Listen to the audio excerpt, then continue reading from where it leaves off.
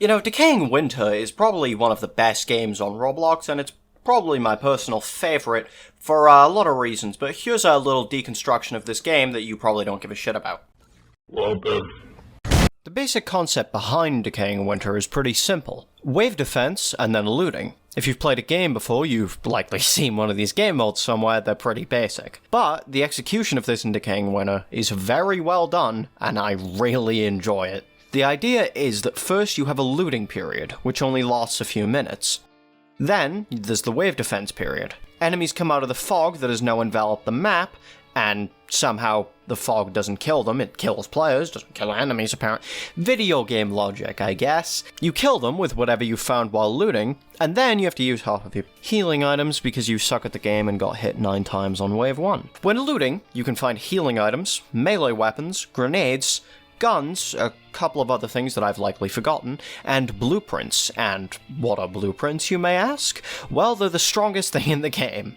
This is a scrapper. You put items in, you get scrap back. With your scrap, you can craft a weapon with a blueprint. Every blueprint corresponds to a different weapon. Some of the weapons are pretty shitty, to be honest with you, but there's a few that can help you win the game, easily even, if you use them correctly. The best part about this is that if you craft a gun with a blueprint, that gun comes with a full magazine. So really, you can just keep crafting it as many times as you want, just for the ammo. Of course, you still need enough scrap, between 50 and 100 for most weapons. But the blueprint itself is never consumed. So if you just keep scrapping everything that you don't need, and keep the blueprint, you can create an infinite supply of ammo. If you find a workbench. Sometimes it's really hard to find workbenches, like they're supposed to spawn around the map, but it's like, some waves you just don't find them, they're just nowhere to be found. Anywhere between wave 6 and 9 is where the scav wall happens, which makes the entire map covered with enemies during the looting phase. I mean, normally there are enemies out there during the looting phase, but the scav wall is like 20 times as many as normal while looting. If you manage to survive the looting phase, then you get a massive defense wave. Pretty much every type of enemy in the game comes at you at this point, except for special ones and stuff like that. There's a lot of enemies, but it's easily manageable if you have enough ammo and a firebomb. Firebombs are broken overpowered, by the way. Just throw one at the start of the scav war, stand back, picking off any that avoid the fire, and then kill the rest with your gun. It is really easy. Extremely easy once you've done it a couple of times. So yeah, that is the basic idea of the game, but as per tradition on this channel, this is where the video becomes entirely schizophrenic. See this? This is amoxicillin. Amoxicillin is essentially just penicillin, and penicillin is just an antibiotic. At least that's what my real-life knowledge tells me. Why do you need antibiotics in this Roblox game, you may ask?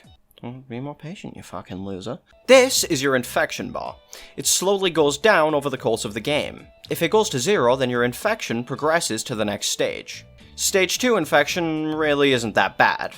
It just reduces your movement speed by 10%. Conserve your antibiotics if you want to win is a pretty good rule. Stage 3 infection is further movement speed reduction, that being 20%, and, additionally, you lose 10 maximum health points. Stage 4 is much the same, but just worse in every way.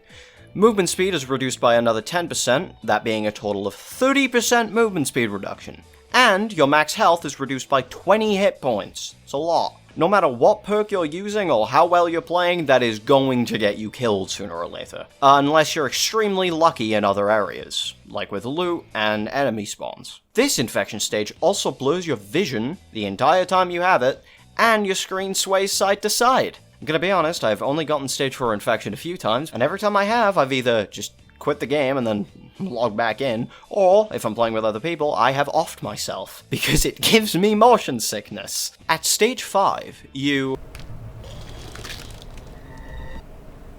as you have probably noticed, nice deduction skills, it's a good idea to stop your infection from progressing anywhere past stage 1. That being the infection stage that you spawn with whenever you enter the game. To combat infection, as I briefly mentioned earlier, you can get amoxicillin, which refills your infection bar to full, and then it immediately begins to drain again. Augmented antibiotics do the same, with the added benefit of pausing the infection's progress for the next 5 minutes, which is really good, meaning you don't have to worry about it, 5 minutes, and even then, you have another 420 seconds after it's unpaused to find more, because that's how long it takes for your infection bar to go to 0. Pretty good item. I tend to use it at the start of the hotter waves, so I have one less thing to worry about in this shitstorm.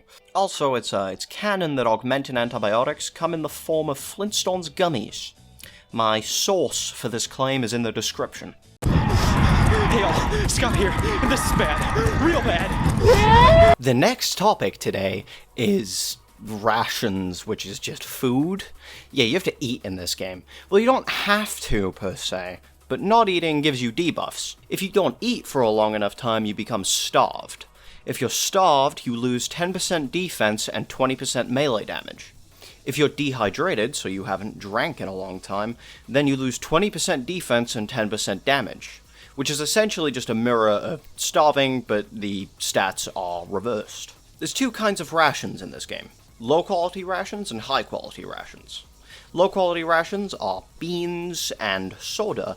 High-quality are MREs and aquafill bottles. Eating an MRE or aquafill bottle when your bar is already around 50% gives you a buff. These buffs are being nourished or quenched. If you're nourished, you gain 5% defense, meaning that you take 5% less damage, and you do an additional 10% melee damage. If you're quenched, then you get another 10% defense and 5% melee damage increase, which is pretty good, seeing as you can have both of these at once. Meaning that overall, you get a 15% defense increase and a 15% melee damage increase. Pretty good. Provided you find high-quality rations, this is, because I'll tell you what, just like everything in this game, just like everything in every game, I am as unlucky as it gets. If you're both nourished and quenched, then you gain a speed boost too. And for some reason, I cannot find the number on the speed boost anywhere. I can't find the percentage increase anywhere. It's not on the Discord, I can't find the old Trello that used to exist. It might be on there, but I can't find it. I've checked both of the wikis for this game, and both of them just say, gain a speed boost. No percentage, nothing. It's peak. Absolute peak. If your hunger or thirst bar reaches 90% or above by eating an MRE or aquafill, then it actually pauses there for a while, meaning that you don't have to eat or drink for a little bit. And when it's paused there, you also gain the buff for the entire time that it's paused there, which is honestly fantastic for hotter waves. Now that we've talked about the lame drugs in this game, let's talk about the cool ones. These are stims, short for stimulants. All of them give different buffs. I'll run through them quickly, but I've taken long enough on editing this video already, so I'll try to keep it short. There are 5 different stims in this game, all with unique mechanics and effects. The first one is called Perithecine. I think that's how it's pronounced. I'm reading the word right now. I have said this hundreds of times in the past, and I'm just realizing that I might have been saying it wrong. I don't care. Anyway, commonly referred to as the red stim. I like this stim because it has the same color as my favorite flavor of crayons. Anyway, red stim. This is the simplest one. When you use it, it heals you to full and stops regular bleeding. It does not stop arterial bleeding or fix broken limbs.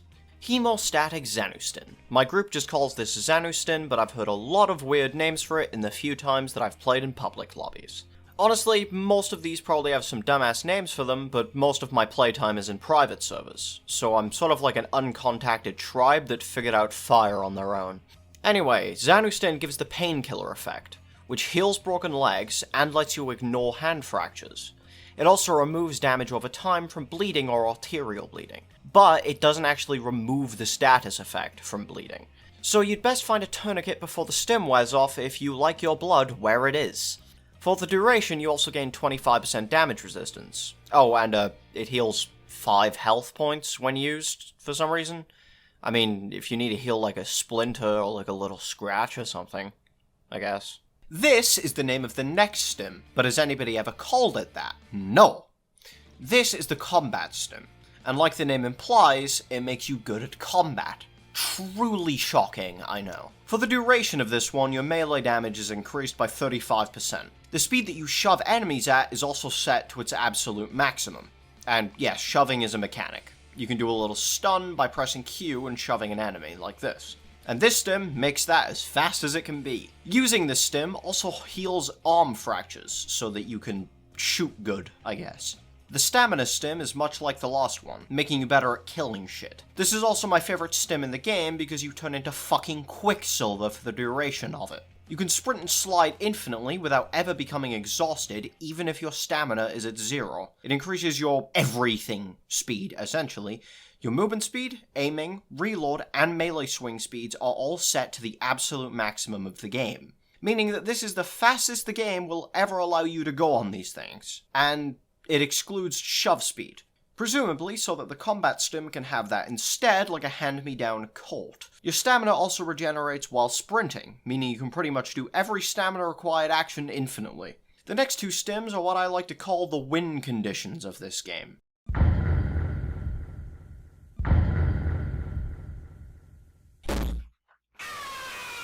This sounds like an exaggeration, but it's really only slight hyperbole. The green stim, which the wiki calls the defense stim, has the tooltip Labs Injector in-game. The actual name is I4S-DS. I don't know why I wrote that in my script, but I guess I did.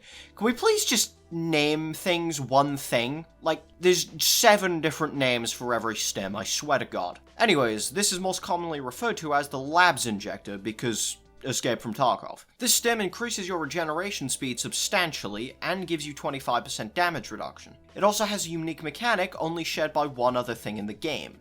That thing is death prevention. You cannot fall below 10 health points unless you are hit by 10 or more damage. So for instance, you're standing there brainlessly, I imagine, with the stim active. 3 SMG guys can be shooting at you non-stop, but because they only do 2 damage per bullet, they literally cannot kill you. But if some dude with a sledgehammer walks around the corner and smashes you in the head, you will die, because he did 10 or more damage by turning your skull into past tense. This stim is essentially mandatory for surviving Wave 10 in my experience, but sometimes it's almost as hard to find this stim as it is to find someone who will subscribe to my channel. The stress relief stim is absolutely mandatory if you're playing with other people, especially if those other people are questionable. This stim acts off of the death morale system. This game has too many fucking mechanics. I still haven't gone into this one, but I guess we're going into it now. When a player on your team dies, every person on the team gains 1 death morale. This stacks up to a maximum of 4, unless you spam M 50 times, because for some reason doing that gives you 8 morale.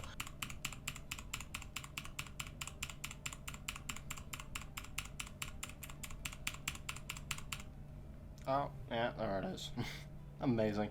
I have no idea why this exists, but it does. It's probably an old debug thing that they forgot to remove. Each death morale gives you a 15% debuff to melee damage, defense, movement speed, and every other stat, because why the fuck not? I should also note that recently they changed this. I think they might have made death morale not as bad, but the wiki hasn't been updated, so I'm not really sure what the new numbers are. And yes, you heard me correctly. Each death morale is a 15% debuff. I don't know if the total is additive or multiplicative, but my own testing makes me think it's additive. This means that with 4 death morale, you have a 60% debuff to almost all of your stats. Absolutely fantastic. Death morale lasts for 400 seconds after it's applied. Using a stress relief stim removes 1 morale instantly, reduces camera sway while moving for the duration, and makes your stamina recovery instant for the duration. Stress relief stim is not fantastic in general, but it's good if you're playing with other people and want to remove death morale. The buff on top is just a little, just a little thing for you. To remove morale, you can also have every player on your team survive for a whole night, which removes all active morale. To clarify with that, everyone has to survive the looting phase and the night without anybody dying to remove all morale from everyone. This is harder than it sounds, but not too bad if your team is at least somewhat coordinated. I've been editing this video on and off for 2 or 3 months now, including the commentary, gathering clips, and all of that shit, and I am just sick of making this video right now. Like, I had to go back and I had to start playing Decaying Winter without making a video on it, just to remind myself that I actually do, in fact, enjoy the game. Anyway, that's the end of it. I don't want to drag this on any longer. Thank you for watching. Please press the subscribe button, because have you ever seen a statistic quite that bad? Maybe hit the like, maybe comment. Let's have a conversation in the comments, shall we? And yes, I'm manipulating you to make me more popular with the algorithm. Have a good day, I guess.